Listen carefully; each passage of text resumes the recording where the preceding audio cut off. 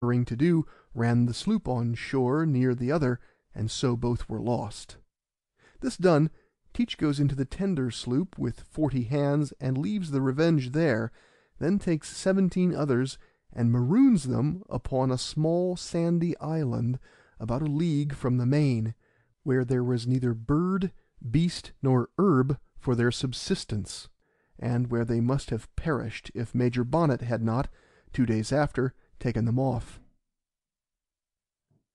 Teach goes up to the governor of North Carolina with about 20 of his men, and they surrender to his Majesty's proclamation, and receive certificates thereof from his Excellency. But it did not appear that their submitting to this pardon was from any reformation of manners, but only to await a more favourable opportunity to play the same game over again, which he soon after effected, with greater security to himself, and with much better prospect of success, having in this time cultivated a very good understanding with Charles Eden, Esquire, the governor above mentioned. The first piece of service this kind governor did to Blackbeard was to give him a right to the vessel which he had taken when he was a pirating in the great ship called the Queen Anne's Revenge, for which purpose a court of vice admiralty was held at Bath Town, and, though Teach had never any commission in his life, and the sloop belonging to the English merchants, and taken in time of peace, yet was she condemned as a prize taken from the Spaniards by the said Teach. These proceedings show that governors are but men. Before he sailed upon his adventures, he married a young creature of about 16 years of age, the governor performing the ceremony. As it is a custom to marry here by a priest, so it is there by a magistrate, and this, I have been informed, made Teach's 14th wife, whereof about a dozen might be still living. In June 1718 he went to sea upon another expedition, and steered his course towards Bermudas. He met with 2 or 3 English vessels in his way, but robbed them only of provisions, stores, and other necessaries, and for his present expense. But near the island aforementioned he fell in with 2 French ships. One of them was laden with sugar and cocoa, and the other light, both bound to Martinico. The ship that had no lading he let go, and putting all the men of the loaded ship aboard her, he brought home the other with her cargo to North Carolina, where the governor and the pirates shared the plunder. When Teach and his prize arrived, he and 4 of his crew went to his Excellency, and made affidavit that they found the French ship at sea without a soul on board her, and then a court was called, and the ship condemned. The governor had 60 hogsheads of sugar for his dividend, and one Mr. Knight, who was his secretary and collector for the province, 20, and the rest was shared among the other pirates. The business was not yet done. The ship remained, and it was possible one or other might come into the river that might be acquainted with her, and so discover the roguery. But Teach thought of a contrivance to prevent this, for upon a pretence that she was leaky, and that she might sink, and so stop up the mouth of the inlet or cove where she lay, he obtained an order from the governor to bring her out into the river and set her on fire, which was accordingly executed, and she was burnt down to the water's edge, her bottom sunk, and with it their fears of her ever rising in judgment against them.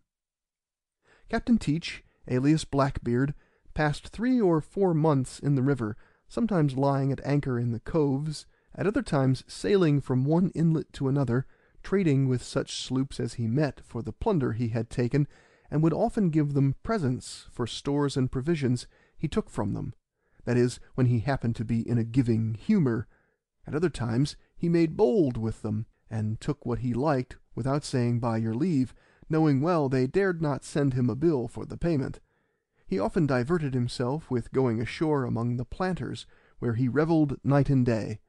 By these he was well received, and whether out of love or fear I cannot say.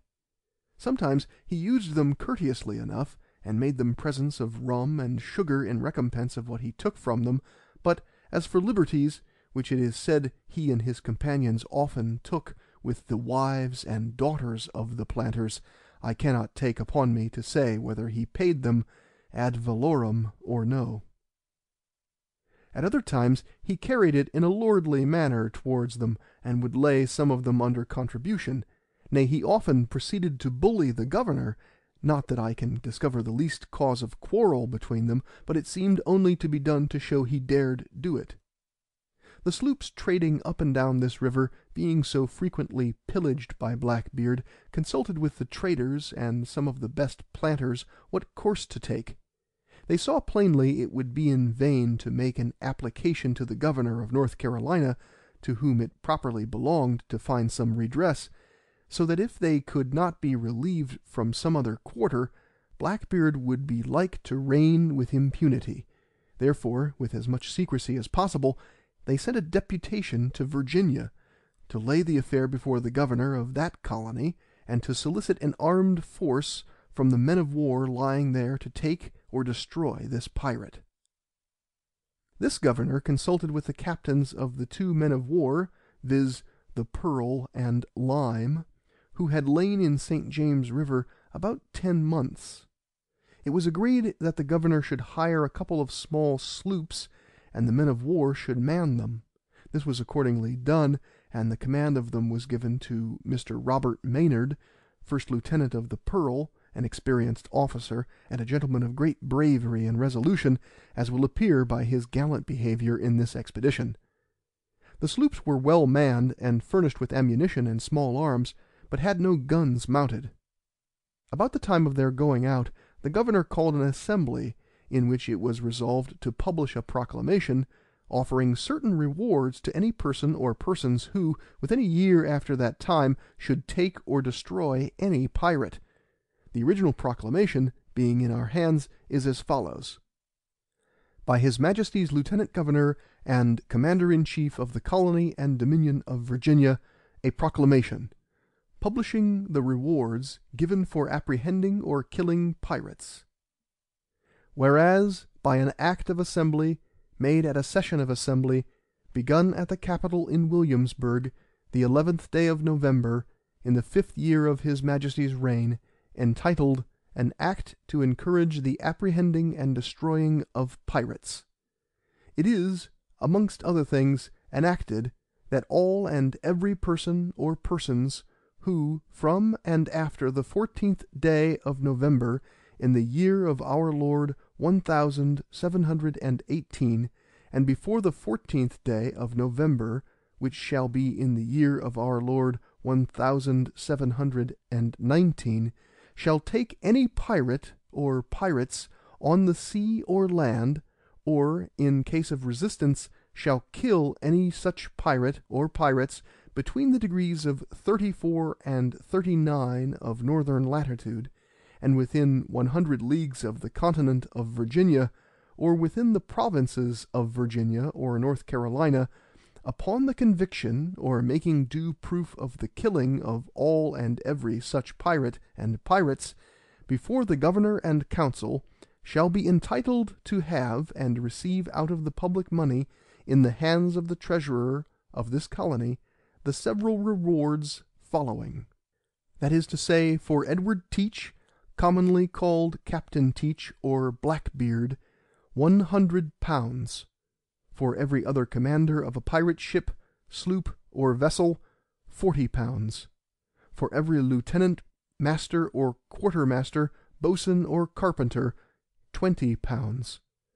For every other inferior officer, 15 pounds. And for every private man taken on board such ship, sloop, or vessel, 10 pounds. And that for every pirate which shall be taken by any ship, sloop, or vessel belonging to this colony or North Carolina within the time aforesaid, in any place whatsoever, the like rewards shall be paid accordingly to the quality and condition of such pirates. Wherefore, for the encouragement of all such persons as shall be willing to serve His Majesty and their country in so just and honourable an undertaking as the suppressing a sort of people who may be truly called enemies to mankind, I have thought fit, with the advice and consent of His Majesty's Council, to issue this proclamation, hereby declaring the said rewards shall be punctually and justly paid in current money of Virginia, according to the directions of the said